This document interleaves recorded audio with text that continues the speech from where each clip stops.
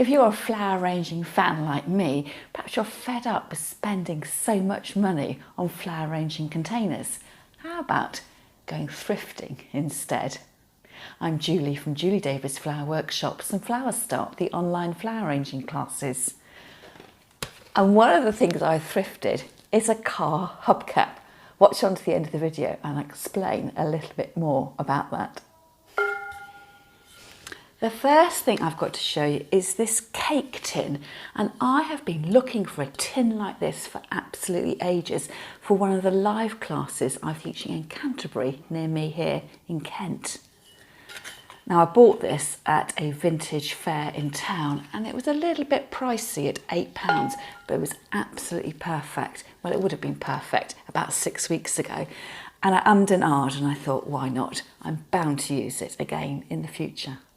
I'm actually going to use that metal pot as a container for planting spring bulbs, a little bit like this. So this is a tiny little bunt tin that I've thrifted for a couple of pounds a while back, and I've planted some white grape hyacinths, and don't they just look absolutely fabulous? I'm imagining something a little bit like this. Easter's just round the corner and I've bought myself another bunny, and I'm looking at the price. I paid £8 for this as well, and the reason I bought it is I thought it was very reminiscent of a silvac rabbit, and at about £25 to £30 I certainly can't afford a silvac rabbit, but I thought this was a very good dupe.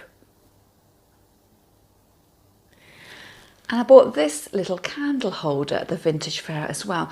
Now, having spent quite a lot of money on the other two items, I was rummaging around in the £1 box and I found this little candle holder, and I thought it would be quite good for night lights as well as taper candles. And right inside it's got these grooves that will help hold the taper candle in place. Now, I don't know about you, I don't know much about antiques and vintage finds really, but I love using the Google Lens app on my phone. So I took a photograph of this and put it through the app, and it turned out that it is a vintage piece, and it's made in France in a town called Reims. I think actually you said Reims. So I had a little look online, and apparently pairs of these sell for anything from £15 to £25. Wouldn't it be great if I could find a second one?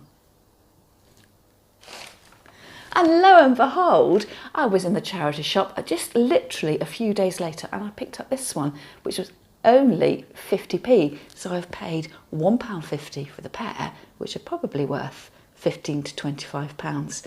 And I bought them originally because I thought my sister would like them. She absolutely loves candles. And I'm just looking down inside and they're slightly different. This one doesn't have the grooves inside, but from this way round, they do look like a matched pair. And flowers and candles always go so well together, and I'll probably put these straight to use on my mantelpiece and then just wait until I get a lovely vase of flowers to sit alongside. With spring around the corner, I quite like using coloured glass, and I found this lovely green bottle. I'm sure it's not vintage at all, it's probably brand new, well, second-hand brand new to me, and that cost me £1, and I'm just thinking, wouldn't that look lovely with some daffodils in it, either picked from my garden or picked up from the supermarket. And I don't know what the price of daffodils are near you, but I reckon you can get a nice bunch of them for about £1. Now at this point of the video, I'm channeling Lady Mary Beth. And if you're not a subscriber of Lady Mary Beth's channel, I'll leave a link to it in the show notes underneath this video. But she is an expert in Waterford crystal and talks quite a lot about rose bowls. So this isn't Waterford crystal.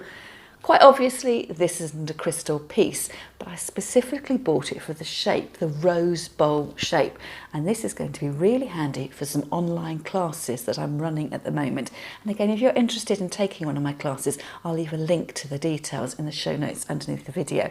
So I'm going to use this for a very modern piece closer to Easter, but it will be great to put roses in, or just any shorter stemmed flower. You know, as you've got your flowers, you have them long in the vase, and as you refresh the water, you cut a little bit more off the stems, and then finally they end up quite short. So I thought I would mass some flowers in here just to enjoy them for a little bit longer.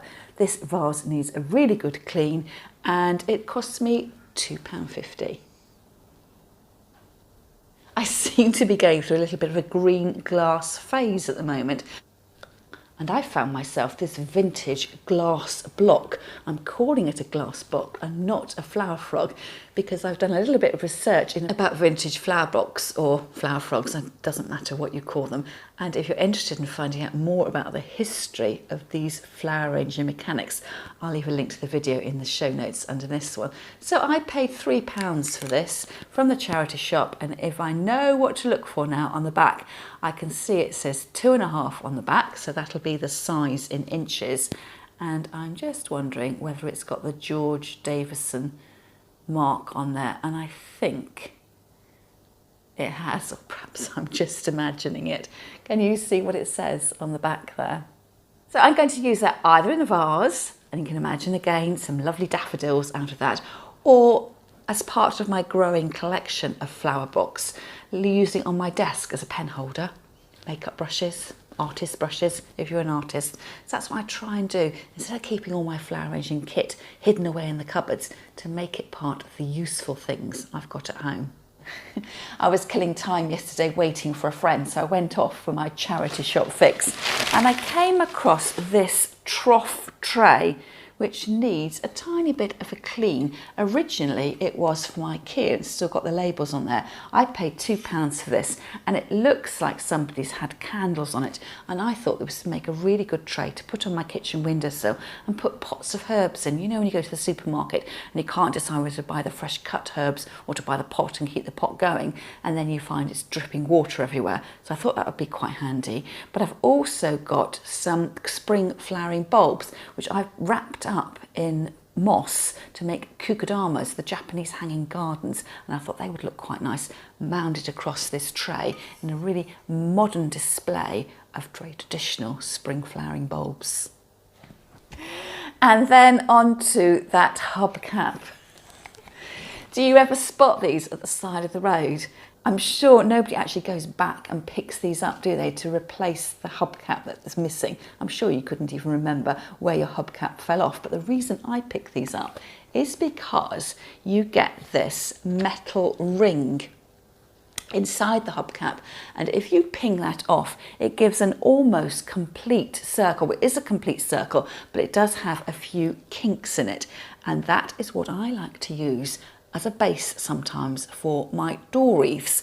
So it's just a single ring. It's not like the double track ring that you get for a traditional door wreath base, but with the fashion for pared back Scandi inspired wreaths, this is exactly what you're looking for, and it's much cheaper than buying these ring frames online, and of course you're doing your bit for tidying up your local community.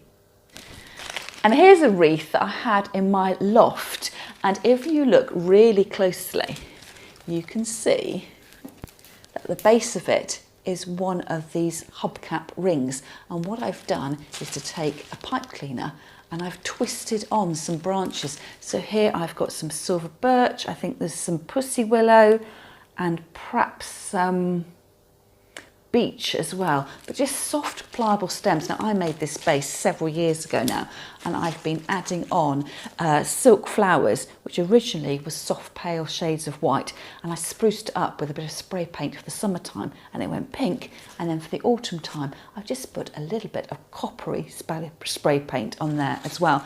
So I'm probably going to give this a revamp over the next few weeks. I'm thinking I might add some extra greenery in and perhaps spray paint all these roses a soft white, ready to start off the spring season. So I do hope you've enjoyed the video, and just before I go, do check out the hyacinths I've got in my thrifted red transferware bowl just over my shoulder. These bulbs I planted up before Christmas, and you might think they're taking a long time to flower, but what I've done here is to cut out the spring, the flower bulbs when they've gone over. So I'm hoping that by getting rid of the bulbs, I can sort of con you that my flowers haven't gone over, that I'm actually just waiting them to burst into flower. But what I'm going to do is to keep them in here, keep the compost watered, let the leaves do their thing with the photosynthesis and put the energy back into the bulbs for next year. And then when all the greenery has died back, I shall save the bulbs and either plant them direct into my garden or save them to plant them indoors next autumn. That's all from me for now. I do hope you've enjoyed the video, and do let me know in the comments what your favourite thrifted item of mine was.